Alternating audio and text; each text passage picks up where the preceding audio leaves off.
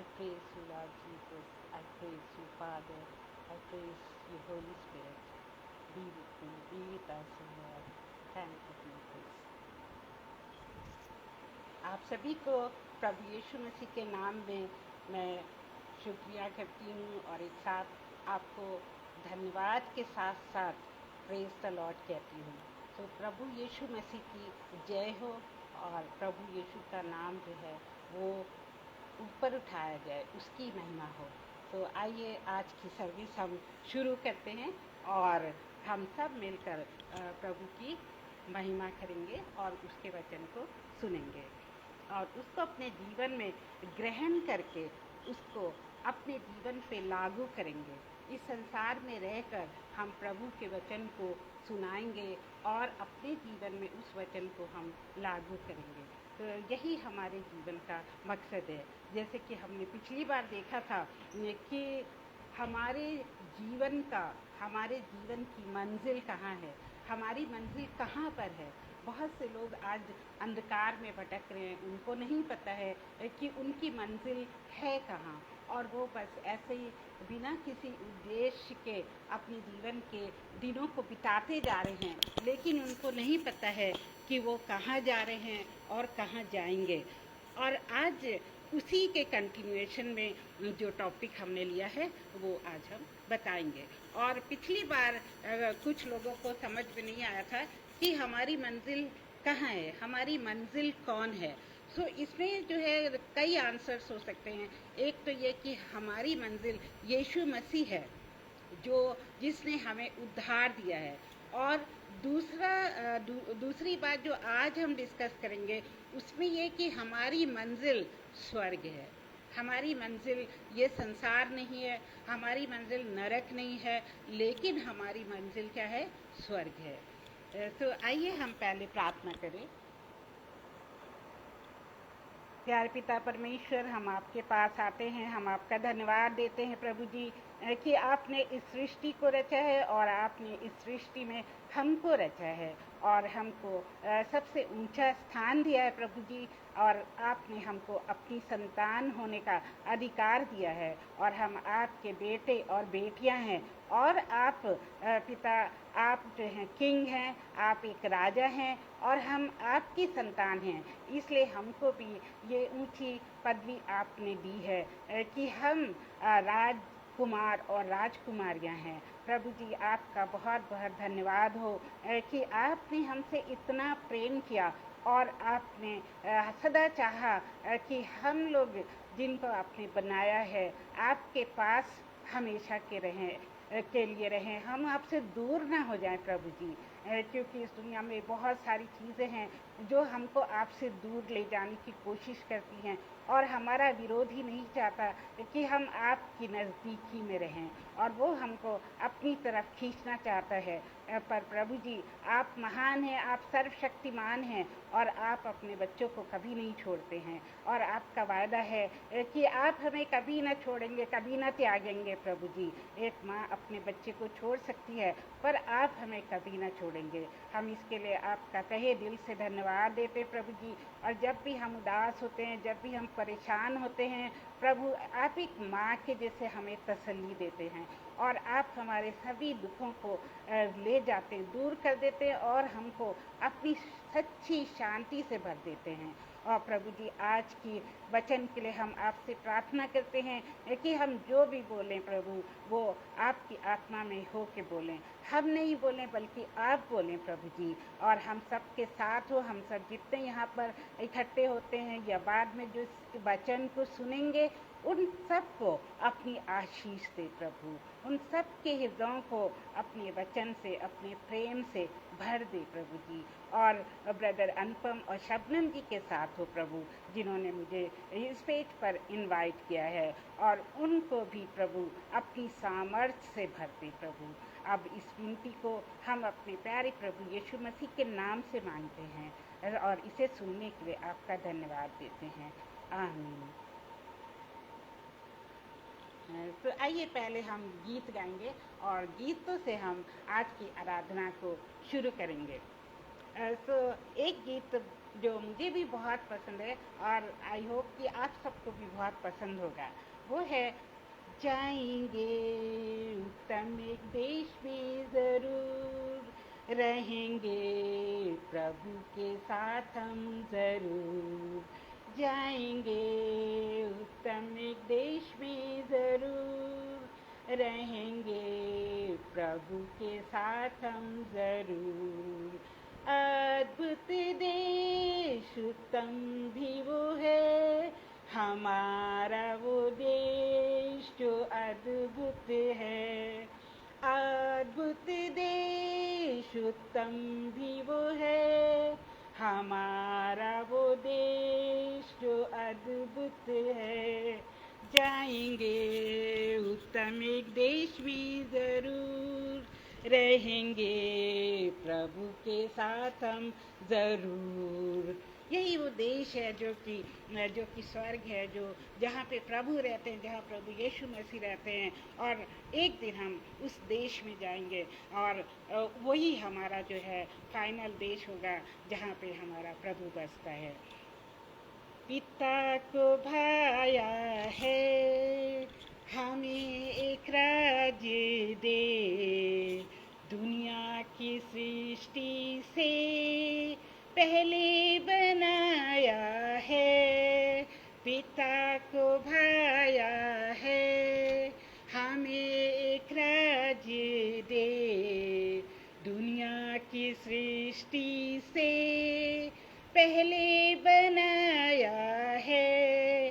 जाएंगे उत्तम एक देश में ज़रूर, रहेंगे प्रभु के साथ हम ज़रूर।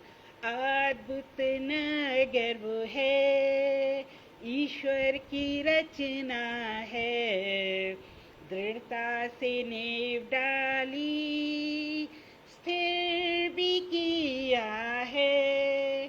अद्भुत वो नगर है, ईश्वर की रचना है, दृढ़ता से नेव डाली, स्थिर भी किया है। जाएंगे उत्तम एक देश भी ज़रूर, रहेंगे प्रभु के साथ हम ज़रूर। पवित्र नगर वो है, धार्मिकता बसती है, स्वर्गीय स्वभाव से तैयार भी किया है। जाएंगे उत्तम एक देश में ज़रूर, रहेंगे प्रभु के साथ हम ज़रूर। सनातन राज्य वो है, युगानुयुग वो रहेंगे सदा उसमें जिनको उसने चुना है। धन्यवाद हो प्रभु कि आपने हमें चुना है और हम उस राज्य में सदा आपके साथ रहेंगे। धन्यवाद हो प्रभु। प्रभु को देखेंगे, आनंद से भर जाएंगे, उसके समान होंगे, हमारा जीवन वो है। प्रभु को देखेंगे, आनंद से भर जाएंगे, उसके समान होंगे, हमारा जीवन वो है। जाएंगे उत्तम एक देश में ज़रूर, रहेंगे प्रभु के साथ हम ज़रूर। कितना सुंदर अवसर है हमारे लिए और कितना बड़ा अधिकार परमेश्वर ने हमें दिया है कि हम उनके प्यारे बेटे यीशु मसीह के बलिदान के कारण और उनके द्वारा हमें उद्धार देने के कारण एक दिन उस राज्य में जाएंगे जो सियोन का देश है, जो कि एक सिटी ऑफ गॉड है। और उसके लिए हम प्रभु का बहुत बहुत धन्यवाद करते हैं और करते रहेंगे। एक और गीत गाएंगे। ये गीत गाने से पहले मैं आपको एक बहुत ही इम्पोर्टेंट बात बताना चाहती हूँ कि ये गीत मुझे ऑलमोस्ट 30-35 इयर्स पहले मेरे बिलवड हस्बैंड ने सिखाया था, जो कि इस समय इस दुनिया में नहीं है, लेकिन वो प्रभु के पास हैं और मुझे पक्का है कि हम एक दिन प्रभु के पास जब जाएंगे उनसे ज़रूर मिलेंगे। और उन्होंने ये गीत मुझे सिखाया था जब हम लोग वहाँ CMC लुधियाना में थे। There is a place of quiet rest near to the heart of God, a place where sin cannot molest, near to the heart of God. O Jesus, blessed Redeemer, sent from the heart of God, hold us to go before thee, near to the heart of God. तो इसमें एक ऐसी जगह है, एक ऐसा देश है जहाँ की सब कुछ शांत है, जहाँ की एक शांति है, एक डिवाइन शांति है। और वो कहाँ है? वो प्रभु यीशु मसीह के हृदय के करीब है। और जब हम उसके हृदय के करीब होते हैं तो हमारे ऊपर किसी पाप का प्रभाव नहीं होता है और हमारे पर शैतान का प्रभाव नहीं होता है, लेकिन हमको प्रभु से जो है जुड़े रहना चाहिए, उससे चिपटे रहना चाहिए। There is a place of full release near to the heart of God, a place where all is joy and peace, near to the heart of God. O Jesus, blessed Redeemer, sent from the heart of God, hold us to go before thee, near to the heart of God. तो प्रभु का धन्यवाद हो। और अब हम वचन में चलेंगे और हम प्रार्थना करते हैं कि प्रभु का आत्मा हमारी मदद करे, हमारी अगुवाई करे, जैसे कि हम वचन में चलते हैं। तो जैसे कि मैंने शुरू में बताया कि आज का शीर्षक है is their life after death, इस हमारी मृत्यु के बाद क्या जीवन है। बहुत से लोग इस क्वेश्चन को करते हैं हमारे जीवन काल में। हम ये क्वेश्चन ज़रूर अपने आप से पूछते हैं या दूसरों से पूछते हैं, क्या इस जीवन को जीने के बाद जब मृत्यु होती है तो क्या उसके बाद भी जीवन है। जैसे हम लोग जो विश्वासी हैं, हमको पता है कि सत्य क्या है, पर बहुत से लोग जो हैं वो भटक रहे हैं, वो इस प्रश्न का उत्तर नहीं पाते हैं कि इसके बाद भी एक और जीवन है जो हमारे लिए प्रतीक्षा कर रहा है।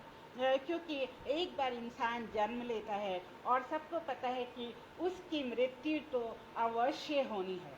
कोई भी इंसान इस दुनिया में अमर होके नहीं रहा। बड़े से बड़े राजा, बड़े से बड़े साधु संत, बड़े से बड़े लोग, वो उनके पास कितना पैसा था, लेकिन फिर भी उनका जीवन जो है वो अनंत काल तक नहीं रह सका। कोई अपने आप को नहीं बचा सका। शुरू में आयु आपको पता है परमेश्वर ने आदम को 930 वर्ष दी थी। उसके बाद उसने उनके बेटों को और इवन मूसा को, नोहा को उससे ज़्यादा लाइफ दी थी। तो परमेश्वर शुरू में बहुत लंबा जीवन हमें देते थे, लेकिन उस समय भी मृत्यु आवश्यक थी।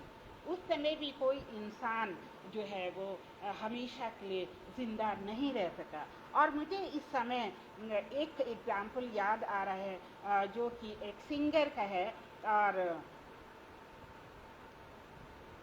सॉरी इसका नाम नहीं याद आ रहा मुझे, Michael Jackson. Yes, Michael Jackson जो है वो बहुत ही अच्छा सिंगर था और उसके जीवन में बहुत सारे चेंजेस आए। उसने अपने जीवन में जब गाना शुरू किया तो उसने बहुत पैसा कमाया और उस पैसे से उसने अपने रंग रूप और अपने घर और अपने वातावरण को ही बदल दिया।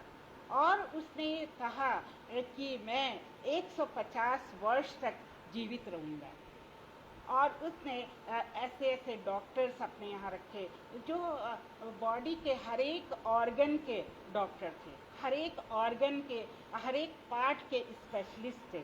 और वो उसके चारों तरफ जो है वो डॉक्टर मतलब उसी के पास रहते थे, उसी महल में रहते थे जहाँ वो रहता था। और वो ऐसी सी दवाइयाँ खाता था कि वो जो है वो 150 वर्ष तक जीवित रह सके।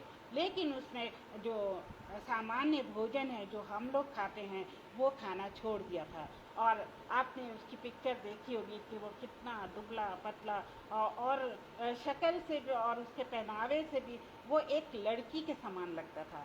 और हम देखते हैं कि जब वो 50 वर्ष का हुआ तो उसकी मृत्यु आ गई और उसको कोई ना बचा सका, कोई भी डॉक्टर उसको बचा न सका। और पता चला कि उसकी हड्डियां जो हैं वो टूटने की अवस्था में आ चुकी थी क्योंकि वो सामान्य भोजन नहीं करता था। सो मेरे प्रियो, कोई भी अपनी मर्जी से अपनी उम्र को नहीं बढ़ा सकता है। जो हमारी जो आयु है वो परमेश्वर के हाथ में है। परमेश्वर पहले से ही निर्धारित करता है कि हम कितने वर्ष तक इस दुनिया में जीवित रहेंगे।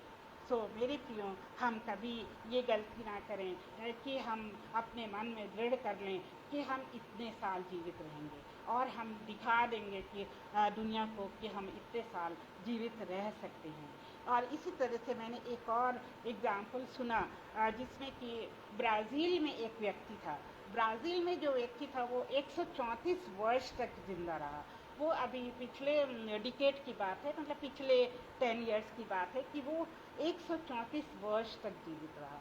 तो जब परमेश्वर चाहता है जिसको वो ज़िंदगी देता है तो वो इंसान जो है वो उतने तक ही जीवित रह सकता है। तो हम देखते हैं कि परमेश्वर के हाथ में ये सारी चीज़ें हैं। और बाइबल बताती है कि मनुष्य जो है एक बार जन्म लेता है और एक बार ही उसकी मृत्यु होती है और वो अपने जीवन के फैसले के अनुसार आइदर वो स्वर्ग में जाता है या वो नरक में जाता है।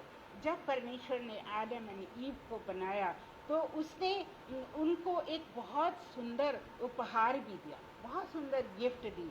वो गिफ्ट क्या थी? वो गिफ्ट थी फ्री चॉइस। उसने उनको फ्री चॉइस दी कि तुम जो भी चाहो कर सकते हो। और लेकिन बस एक बात की उसने आज्ञा दी थी, वो हम सबको पता है कि उस वाटिका में जो बीच में फल लगा हुआ था, पेड़ का फल, उसको मत खाना, जिससे कि आंखें बुरे और भले को देखने की आंखें खुल जाती हैं। तो परमेश्वर ने जो है शुरू से ये निर्धारित कर लिया था कि मनुष्य का जीवन कैसा होगा और उसने मनुष्य को इतना बड़ा उपहार दिया था कि हम अपने आप चॉइस कर सकते हैं, हम अपने आप अपना रास्ता चुन सकते हैं। लेकिन परमेश्वर ने साथ साथ ही हमको जो है 2 रास्ते दिखाए और जिसमें से एक रास्ता जो है वो चौड़ा रास्ता है और एक रास्ता सकरा रास्ता है। अगर हम चौड़े रास्ते पे जाते हैं तो हम सांसारिक जीवन में लिप्त रहते हैं और वहाँ पर सारा सांसारिक आनंद होता है और धन होता है और बहुत सारी अभिलाषाएं हमारे जीवन की जो इस संसार में है वो पूरी होती हैं। लेकिन वो रास्ता हमको नरक की ओर ले जाता है। उस रास्ते से हम स्वर्ग कभी नहीं जा सकते हैं। और इसी तरह से जो सकरा रास्ता है वो हमको स्वर्ग की ओर ले जाता है, क्योंकि स्वर्ग का रास्ता जो है वो बहुत ही नैरो है, बहुत ही सकरा है और उसमें इंसान को बहुत सारी कठिनाइयाँ आती हैं।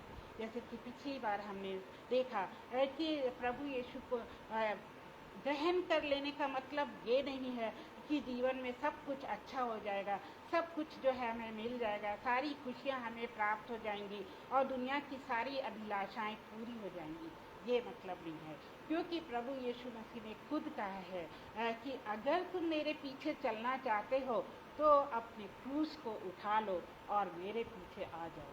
तो जो लोग जो हैं वो प्रभु यीशु मसीह के पीछे चलना चाहते थे, उन्होंने तो प्रभु यीशु मसीह का रास्ता चुन लिया।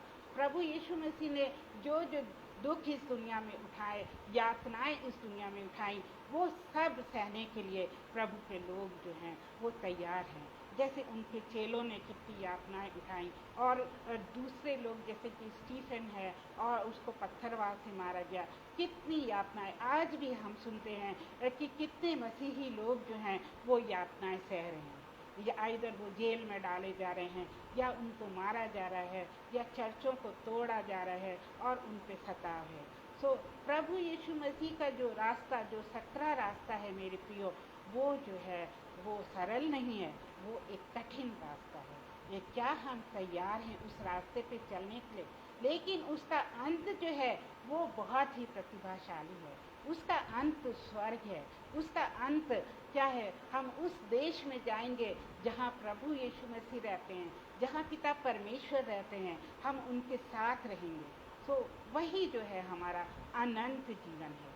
क्योंकि इस जीवन में, इस दुनिया में हमें कुछ ही वर्ष मिलते हैं, लेकिन उस जीवन के बाद जो मृत्यु होती है, जो सांसारिक मृत्यु होती है, उसके द्वारा जो है उसके बाद या तो हम स्वर्ग में जाते हैं प्रभु यीशु मसीह के द्वारा, और अपने जीवन में जो काम हम करते हैं और प्रभु यीशु मसीह की आज्ञाओं को सुनते हैं तो हम स्वर्ग में जाते हैं। लेकिन अगर हम चौड़े मार्ग से जाते हैं तो मेरे प्रियो, ये शर्तिया है, ये श्योर है कि नरक में ही जाएंगे। और प्रभु जो है ये कभी नहीं चाहते हैं कि उनके लोग जो हैं वो नरक में जाए, क्योंकि प्रभु ने तो नरक हमारे लिए, मनुष्यों के लिए नहीं बनाया था। और बाइबल ऐसे कहती है कि नरक जो है वो किसके लिए बनाया गया था? नरक शैतान और उसकी प्रजा के लिए बनाया गया था। लेकिन इंसान जो है वो इतना गिर गया, इंसान प्रभु से इतना दूर हो गया कि उनको नरक में डालना पड़ा। तो हम जो हैं जब हम सकरे मार्ग से चलते हैं, हम प्रभु यीशु मसीह को ग्रहण करते हैं, जैसे कि यूहन्ना 3:16 में लिखा हुआ है कि परमेश्वर ने जगत से इतना प्रेम किया कि उसने अपना इकलौता पुत्र दे दिया, ताकि जो कोई इस पर विश्वास करे वो नाश ना हो वरन अनंत जीवन पाए। सो मेरे प्रियो, प्रभु ने हमें अनंत जीवन दिया है क्योंकि हमने प्रभु को ग्रहण किया है। प्रभु ने हमारे लिए क्रूस पर अपना बलिदान दिया, अपना लहू बहाया है, ताकि उस लहू से हम शुद्ध होकर उस अनंत जीवन को पा सकें। सो धन्य है हमारा प्रभु, धन्य है हमारा पिता, जिसने हमारे लिए इतनी बड़ी कुर्बानी दी है। तो वो कभी नहीं चाहता कि हम जो हैं उस नरक में जाएं। वो चाहता है कि हम सब उसके बच्चे उसके साथ स्वर्ग में रहें। लेकिन मेरे प्रियो, ऐसा नहीं होता है, क्योंकि बहुत सारे लोग हैं जो इस दुनिया में भटके हुए हैं। बहुत सारे लोग हैं जिनकी आंखें बंद हैं, जिनकी बुद्धि बंद है। वो नहीं समझते हैं कि हमें क्या करना है जिससे हमको अनंत जीवन प्राप्त हो। अगर उनसे कोई कहता भी है तो वो उसको नकार देते हैं, वो उसको एक्सेप्ट करना नहीं चाहते हैं। और एक बार की बात है कि मैं एक सभा अटेंड करने गई दिल्ली में, जो कि जवाहरलाल नेहरू स्टेडियम के नाम से जाना जाता है। वहाँ पर एक जापानीज पास्टर आए हुए थे जो वचन बांट रहे थे, और उन्होंने जो है अनंत जीवन के बारे में बताया, और उन्होंने बहुत ही अच्छा प्रचार आत्मा में भर के किया। और उसी दिन की बात है कि मेरे पैर की जो छोटी उंगली में एक बहुत बड़ा घाव था, जख्म था, और वो लगता था कि किसी भी क्षण वो जो उंगली है वो टूट के गिर जाएगी। और मैं डरती थी कि क्या करूं, ये उंगली कैसे बचेगी, ये तो एकदम सड़ गई है, ये तो गिरने वाली है। लेकिन जब मैं वो प्रचार सुन रही थी तो ऐसा कुछ हुआ कि उन्होंने कहा कि जितने लोग यहाँ बैठे हैं, प्रभु का आत्मा जो है उतर रहा है, और जितनों को कोई भी बीमारी है वो चंगी हो जाएगी, और आप अपने मन में विश्वास करिए कि प्रभु आपको चंगाई देने वाला है।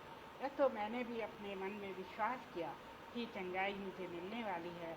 और उसी समय मेरी वो छोटी उंगली पैर की वो जो है वो ठीक होने लगी, और कुछ दिनों में ही वो उंगली बिल्कुल नॉर्मल हो गई। और मैं प्रभु का धन्यवाद देती हूँ, बिना किसी डॉक्टर के पास गए, बिना उंगली को कटवाए, बिना कोई दवाई लगवाए प्रभु यीशु मसीह ने मुझे चंगाई दी, और उसका धन्यवाद हो।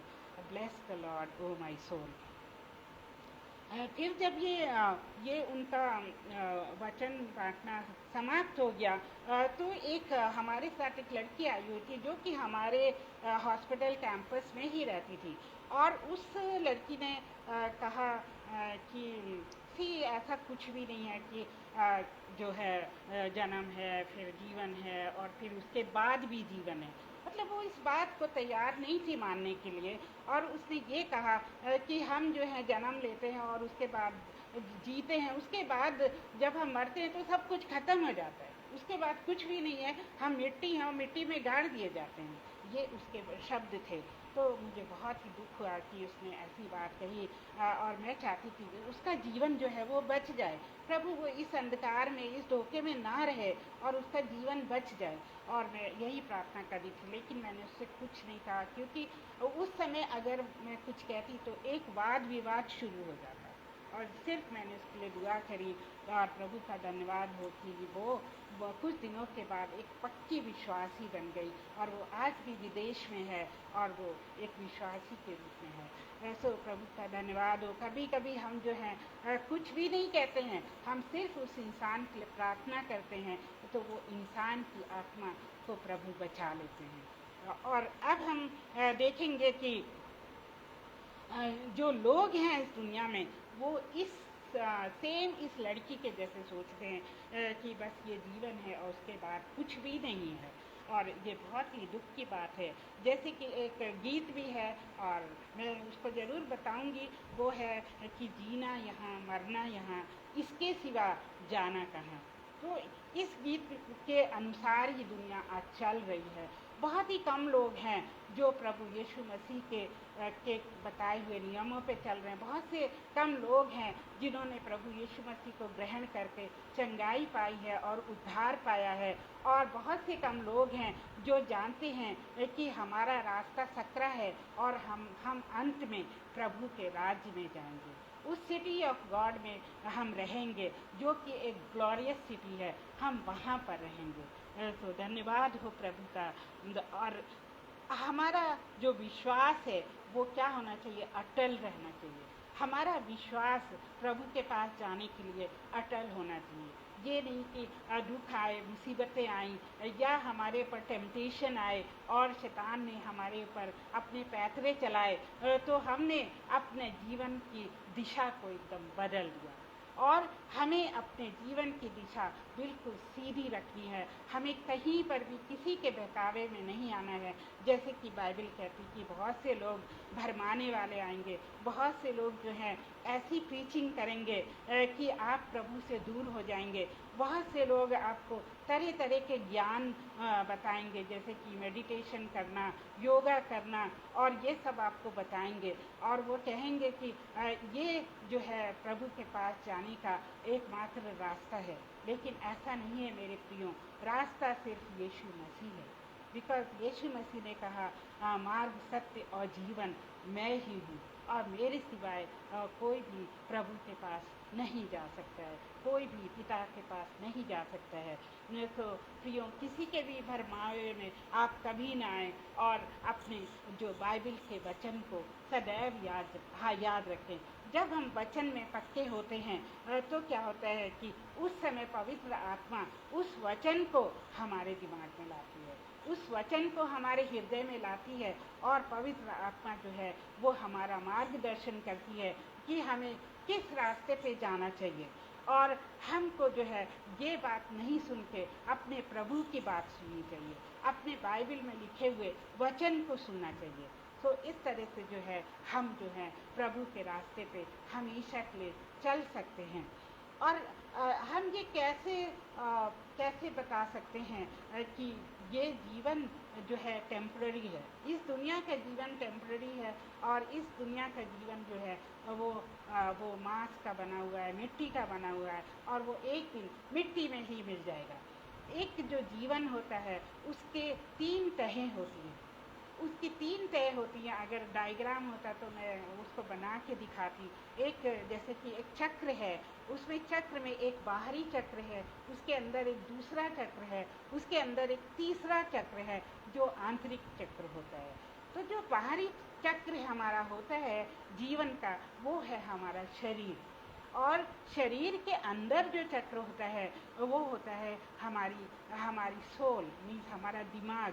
क्योंकि कुछ साइकोलॉजिस्ट जो हैं हमारे दिमाग को जो है वो सोल कहते हैं, जो कि वो सुन सकता है, जो समझ सकता है, जो याद रख सकता है।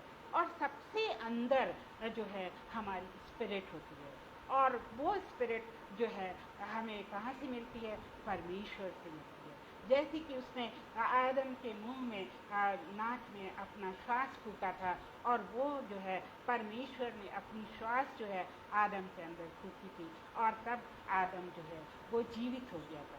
उसी तरह हमारे अंदर भी परमेश्वर का श्वास है, इसीलिए हम जीवित हैं। और वो श्वास, वो स्पिरिट जो है वो जीवन के सबसे आंतरिक हिस्से में पाई जाती है। और हम देखते हैं कि ये जो शरीर है ये नश्वर है, ये तो नाश हो जाएगा, और जो हमारा दिमाग है उसकी यादें और हमने क्या किया वो सब जो है हमारे साथ जाएंगी, हमारे काम हमारे साथ जाएंगे। और जो हमारी आत्मा है वो सिर्फ वही जो है वो परमेश्वर के पास जाएगी, क्योंकि वो परमेश्वर का अंश है और वो परमेश्वर के पास ही जाएगी।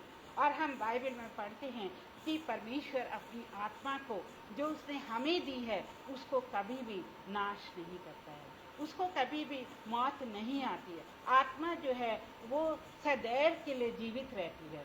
अब ये बात अलग है कि कुछ आत्माएं जो हैं वो परमेश्वर के पास रहती हैं, जो प्रभु यीशु मसीह के द्वारा उद्धार पाई हुई होती हैं, और कुछ आत्माएं हैं जो नरक में रहती हैं, जिन्होंने प्रभु यीशु मसीह को कभी नहीं जाना, या फिर उन्होंने प्रभु यीशु को जानकर भी उसके रास्ते पर कभी नहीं चले। तो इस तरह के 2 लोग होते हैं, और ये आत्मा जो है कभी नाश नहीं होती है। और जो शैतान की आत्मा है, जो लूसीफर की आत्मा है, वो भी नाश नहीं हुई। वो क्यों नहीं नाश हुई? क्योंकि परमेश्वर ने लूसीफर को भी बहुत ही प्रेम से बनाया था, और जब वो जीवित था, मीन्स जब प्रभु के पास था, तो वो उसका सबसे प्रिय बेटा था, और वो उस एंजल को, लूसीफर को बहुत ज़्यादा प्रेम करता था। लेकिन जब लूसीफर ने घमंड किया और यीशु मसीह उसने पिता के तुल्य बनना चाहा, और उस घमंड के कारण परमेश्वर ने उसको नीचे गिरा दिया। तो बहुत से लोग पूछते हैं कि परमेश्वर इतना महान है, परमेश्वर सर्वशक्तिमान है, तो क्यों नहीं वो लूसीफर को बिल्कुल ख़त्म कर देता, उसका नाश क्यों नहीं कर देता है? लेकिन नहीं मेरे प्रियो, वो नाश नहीं करता है। क्यों नहीं नाश करता है? क्योंकि उसके अंदर भी वही आत्मा है जो कि परमेश्वर ने उसको दी है, और वो अपनी आत्मा को कभी भी नाश नहीं करता है। और इवन दो वो परमेश्वर के विरुद्ध है, पिता के विरुद्ध है, फिर भी उसको वो नाश नहीं करता है। लेकिन प्रकाशित वाक्य में ये लिखा है कि अंत में वो उसको बांध देगा, और उसका असर जो है किसी के ऊपर नहीं होगा। तो वो जो है बहुत ही गूढ़ बातें हैं, बहुत ही गहराई की बातें हैं, जो हमको पवित्र आत्मा समझाता है, और उसको बांध दिया जाएगा, और उसकी सेना को भी उस गढ़ में डाल दिया जाएगा। तो हम लोग जो धन्य हैं, क्योंकि हमको परमेश्वर ने अपने साथ जीवित रहने के लिए सदैव के लिए बनाया है।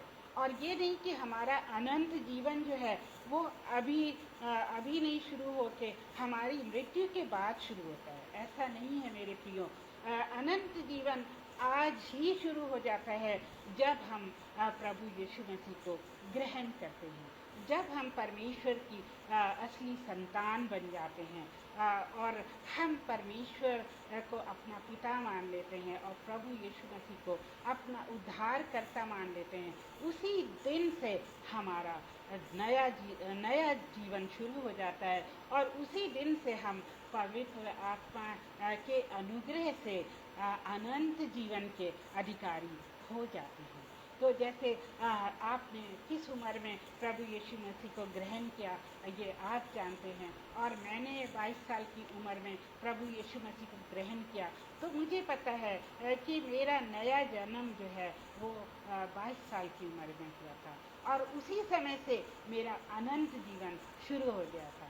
तो मेरे प्रियो, कितने हर्ष की बात है कि हम सबको मृत्यु का कोई डर नहीं है। हम सब मृत्यु से घबराते नहीं हैं, डरते नहीं हैं, क्योंकि हमें पता है कि हम इस सांसारिक मृत्यु के बाद अपने पिता की गोद में जाएंगे, जो हमारा इंतज़ार कर रहा है और उसने हमारे लिए एक मुकुट रखा है, जीवन का मुकुट रखा है, जो वो हमको पहनाएगा। तो हालेलुया, परमेश्वर का धन्यवाद हो।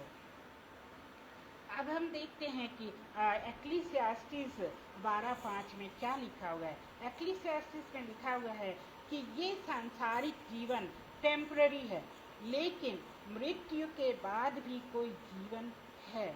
मीन्स यहाँ पर जो ऑथर है वो कहता है कि ये जीवन जो है टेम्पररी है, लेकिन मृत्यु के बाद भी एक जीवन है। तुम धार्मिक हो या ना हो, यह प्रश्न हर एक के मन में उठता है।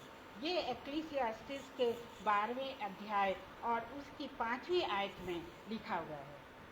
तो जो कोई, और ये भी लिखा है, फिर जो ऊंचा हो जाएगा और मार्ग में डरावनी वस्तुएं मानी जाएंगी और बादाम का पेड़ फलेगा और टिड्डी भी भारी लगेगी और भूख बढ़ाने वाला फल फिर काम ना देगा, क्योंकि मनुष्य अपने सदैव के घर को जाएगा और रोने पीटने वाले जो हैं सड़क सड़क फिरेंगे। तो यहाँ पे ऐसे लिखा हुआ है कि जो परमेश्वर के लोग हैं वो परमेश्वर के पास जाएंगे और उनको हर चीज़ हल्की लगेगी, उनके सारे बोझ हट जाएंगे। लेकिन जो परमेश्वर के लोग नहीं हैं वो सड़क सड़क पर क्या हैं, वो भटकेंगे और उनका कोई भी पालनहार नहीं होगा और वो भटके हुए लोग होंगे। तो हमने देखा कि जो जीवन क्या है और मृत्यु क्या है और मृत्यु के बाद एक और जीवन है। फिर हमने देखा कि हमारे जीवन के कौन कौन से 3 भाग होते हैं और कौन सा भाग जो है वो दुनिया में रह जाता है और कौन से 2 भाग जो हैं वो परमेश्वर के पास जाते हैं। और अब हम देखेंगे कि आइज़ाया 53 वर्स 5 में क्या लिखा हुआ है। वो हमारे ही अपराधों के कारण घायल किया गया, वो हमारे अधर्म के कामों के कारण कुचला गया, हमारी ही शांति के लिए उस पर ताड़ना पड़ी और उसके कोड़े खाने से हम लोग चंगे हो गए।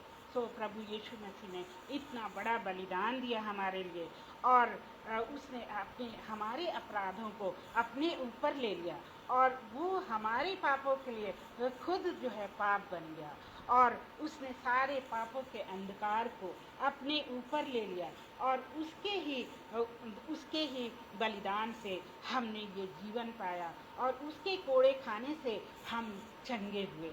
तो उस समय वो कितना भयावह क्षण होगा जब प्रभु यीशु मसीह क्रूस पर टंगे हुए थे और जब परमेश्वर ने उनसे अपनी नज़रें फेर ली थी, क्योंकि प्रभु कहता है क्रूस पर कि हे पिता तूने मुझे क्यों छोड़ दिया है। तो क्या परमेश्वर ने उनको जानबूझ के छोड़ा था? नहीं, वो प्रभु यीशु मसीह के पर पापों का वो इतना अंधकार आ गया था, प्रभु यीशु मसीह इतनी पीड़ा में था कि परमेश्वर पिता से वो दृश्य नहीं देखा गया, इसलिए उसने अपने मुख को दूसरी ओर मोड़ लिया था। तो हमारे प्रभु यीशु मसीह ने कितने बड़े दुख उठाए जबकि वो निष्पाप था। और अब हम देखेंगे कि मैथ्यू चैप्टर 25 वर्स 41 में क्या लिखा है। Matthew chapter 25 verse 41। यस, अब अंत में न्याय होगा तो दुष्ट लोगों को दुष्ट लोगों को अनंत आग में डाल दिया जाएगा, और जो शैतान और दूतों के लिए बनाई गई है। तो हमने देखा कि परमेश्वर ने जो है नरक को बनाया है, किसके लिए? शैतान और उसके दूतों के लिए। लेकिन हम बहुत दुख के साथ कहते हैं कि आज मनुष्य को भी उस नरक में जाना पड़ेगा, क्योंकि वो परमेश्वर से विमुख हो गए हैं, वो परमेश्वर से दूर हो गए हैं। तो यहाँ वचन हमें बताता है कि परमेश्वर ने वो नरक किसके लिए बनाया था? वो शैतान और उसकी सेना के लिए बनाया था। इसी तरह से मैथ्यू चैप्टर 25 वर्स 30 में लिखा है कि इस निकम्मे दास जो बाहर के, इसको अंधेरे में डाल दो जहाँ रोना और दांतों का पीसना होगा। तो ये वचन जो है इसको सिद्ध करते हैं कि एक स्वर्ग है और एक नरक है। तो ये ऐसी ही बात नहीं है ये कि हम अपने मन से कह रहे हैं कि यहाँ पे दो दुनिया है, एक स्वर्ग है और एक नरक है। और ये बात आई थिंक सभी फेथ के लोग इस बात को मानते हैं, सभी धर्मों के लोग इस बात को मानते हैं कि एक स्वर्ग है, एक नरक है। लेकिन सभी लोग ये नहीं जानते हैं कि स्वर्ग का रास्ता क्या है, और इसीलिए ज़्यादातर लोग जो हैं वो भटके हुए लोग हैं इस संसार में।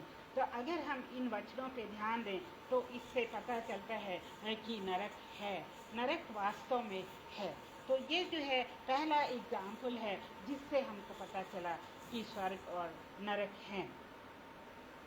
और हर एक जीवन का अंत मृत्यु है, और उसके बाद क्या है? न्याय है। तो मृत्यु के बाद हम न्याय के लिए तैयार रहें। बहुत से लोग कहते हैं कि हमारी मृत्यु के बाद जो है लोगों की मृत्यु के बाद मतलब वो दूसरी योनि में चले जाते हैं, या पुनर्जन्म ले लेते हैं, या फिर वो किसी दूसरे शरीर को अपना लेते हैं। लेकिन हमारी बाइबल के अनुसार ऐसा नहीं है। पर जो परमेश्वर एक बार एक इंसान को इस दुनिया में भेजता है और फिर उसको अपने पास वापस बुलाता है, चाहे वो पैराडाइज में रहे या किसी भी तह पर रहे आसमान की, लेकिन वो ऊपर जाता है और उसका न्याय एक दिन होता है। और उस न्याय की जो किताबें हैं, उनके कर्म जो हैं, जो हमारे कर्म हैं, लोगों के कर्म हैं, वो हर एक की पुस्तक में लिखे हुए हैं। और उस पुस्तक में लिखा होता है कि हम जो हैं जीवन की पुस्तक में हमारा नाम है कि नहीं है। और जब हमारा जीवन की पुस्तक में नाम होता है तभी हम जो हैं स्वर्ग में रह सकते हैं। जिनका नाम नहीं है वो नरक की आग में हमेशा के लिए जलने के लिए डाल दिए जाते हैं। सो मेरे प्रियो, ऐसा ना हो कि हम या हमारे प्रियजन या हमारे मित्र या हमारे चारों तरफ के लोग, परमेश्वर के लोग नरक में जाएं। एक परमेश्वर प्रभु को अपना लेने से ही हम उसमें स्वर्ग में नहीं जाते हैं। हमको परमेश्वर के रास्तों पे चलना है, हमें उसकी आज्ञाओं पे चलना है, तभी हम स्वर्ग में जा सकते हैं। प्रभु को अपनाने से हमें पासपोर्ट तो मिल जाता है, लेकिन हमको वीज़ा नहीं मिलता है। वीज़ा हमको तभी मिलता है जब हम जीवन की आखिरी सांस तक प्रभु की आज्ञाओं को मानते हैं और उन पे चलते हैं। और कल अगर कोई हमको बहकाए तो हम उसको ना कहते हैं, भले ही उस ना में हमारा कितना भी नुकसान हो, पर हम उसको ना कहते हैं। तो तभी परमेश्वर जो है वो हमसे प्रसन्न होगा और वो हमको अपने साथ रखेगा। और बहुत रिसेंटली ही मेरे साथ बहुत ऐसे टेम्पटेशन आए। मुझे किसी ने कहा कि मैं तुमको 2 लाख रुपया दूंगा और तुम जो है मेरी क्या हो एडवाइज़र बन जाओ, और मेरे जो भी दुखड़े हैं वो सुना करो और मुझे एडवाइस दिया करो। लेकिन उसका दुखड़ा क्या था वो आप जान के शायद अचंभित हो जाएंगे। उसका दुखड़ा जो है अपने जीवन के सेक्स से रिलेटेड बातें थी। वो सारी सेक्स की बातें मुझे बताना चाहता था। मैंने उसको नमस्ते कहा। मैंने कहा प्लीज़, मैं ऐसी एडवाइस कभी नहीं देती हूँ। अगर तुम्हें परमेश्वर के बारे में, बाइबल के बारे में कुछ जानना है तो मैं तैयार हूँ, अदरवाइज नहीं। तो इस तरह से मैंने वो 2 लाख रुपए अपने खो दिए, पर मैं परमेश्वर को कभी नहीं गंवा सकती हूँ, क्योंकि परमेश्वर जो है मेरे लिए सब कुछ है। और मैं इस छोटे से पैसे के लिए अपने जीवन को बेचना नहीं चाहती हूँ उन दुष्टों के हाथ में। तो प्रभु, ये जो है मेरी गवाही है, ये मेरी लेटेस्ट गवाही है जो मैं आपको दे रही हूँ। तो आप जो है मुझे प्रार्थना में याद रखिए कि मैं हमेशा इसी तरह प्रभु में दृढ़ रहूं और शैतान के भड़कावे में मैं कभी ना हूँ। तो आप सबको प्रभु बरकत दे। और बहुत से जो और भी पृष्ठ हैं बाइबल में, और भी वचन हैं जो हमको ये बताते हैं कि स्वर्ग और नरक हैं, और इस जीवन के बाद भी एक और जीवन है। जैसे कि प्रभु यीशु मसीह मुर्दों में से जी उठे और वो जो है आसमान पर चढ़ा लिए गए, उससे भी हमें पता लगता है कि इस जीवन के बाद एक और जीवन है। और हमने बहुत सारे एग्जाम्पल्स देखे, जैसे कि एलिया और मूसा को हमने प्रभु यीशु मसीह के दोनों तरफ खड़े हुए देखा, ये पढ़ा है बाइबल में। उससे भी पता लगता है कि वो स्वर्ग में हैं और वो जो है स्वर्ग में परमेश्वर के पास हैं। हमारे प्रियजन जो कि जिन्होंने प्रभु को जाना है वो भी स्वर्ग में है और हम उनसे मिलेंगे। प्रभु यीशु मसीह जब क्रूस पर थे तो उन्होंने एक डाकू से क्या कहा? उन्होंने कहा, तू आज ही मेरे साथ स्वर्ग लोक में होगा, जबकि इंग्लिश में उसको पैराडाइज कहते हैं। लेकिन इससे भी प्रदर्शित होता है कि स्वर्ग है और हम जो है इस दुनिया का सफ़र पूरा करने के बाद उस स्वर्ग में जा सकते हैं। लेकिन चॉइस हमारी है, हम किस रास्ते को चुनना चाहते हैं। ये सकड़ा रास्ता हमारे सामने है और वो चौड़ा रास्ता हमारे सामने है।